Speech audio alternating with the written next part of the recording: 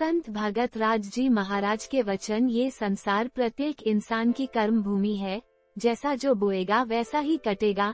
संसार के रंगमंच पर जो भी एक्शन करता है, चाहे वह जानबूझकर करे या अनजाने में, जो उसके द्वारा त्रिकाल में किया गया था, किया जा रहा या किया जाएगा, उसका रिएक्शन भी जरूर हुआ है, हो रहा है और जरूर होगा।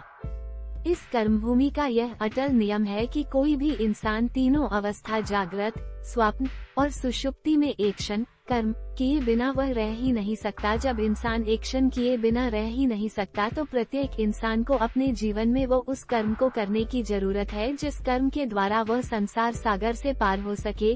तो आइए आज आपके समक्ष इस विषय पर विचार करते हैं कि इंसान को अपने जीवन में समय रहते यानी अंत समय आने से पहले किस रास्ते पर चलना चाहिए और किस पर नहीं। मनुष्य के सामने संसार में दो मार्ग मौजूद है। एक है मनमत मार्ग, दूसरा है गुरुमत मार्ग। पहला मनमत मार्ग उसको कहते हैं जिस रास्ते पर इंसान अपने मन के कहे अनुसार कर्म करता है, यानी जैसा उसकी बुद्धि कहती है वो वैसा ही कर्म करता है। दूसरा गुरुमत मार्ग।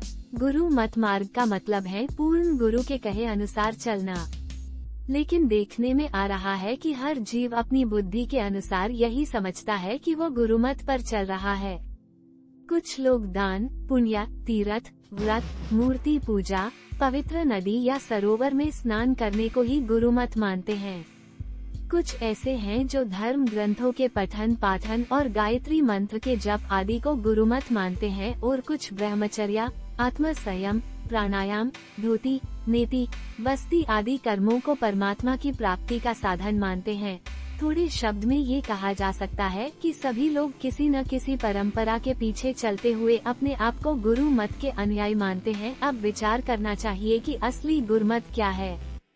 सिख भाई 5 ककार जैसे कच्छा, कड़ा, कृपाण, कंघा और केस धारण करके ये समझते हैं कि वो गुरुमत पर चल रहे हैं। उनमें में 5 ककार जरूरी माने गए हैं और कोई भी व्यक्ति ये 5 ककार धारण किए बिना गुरु का सिख नहीं कहला सकता। मुसलमान भाइयों का 5 समय की नमाज, रमजान के महीने में 30 दिन के रोजे, मक्का शरीफ का हज और जकात, अपनी आमदनी का 10वां हिस्सा दान करना आदि करना। शेष भाग अगली पोस्ट में। संत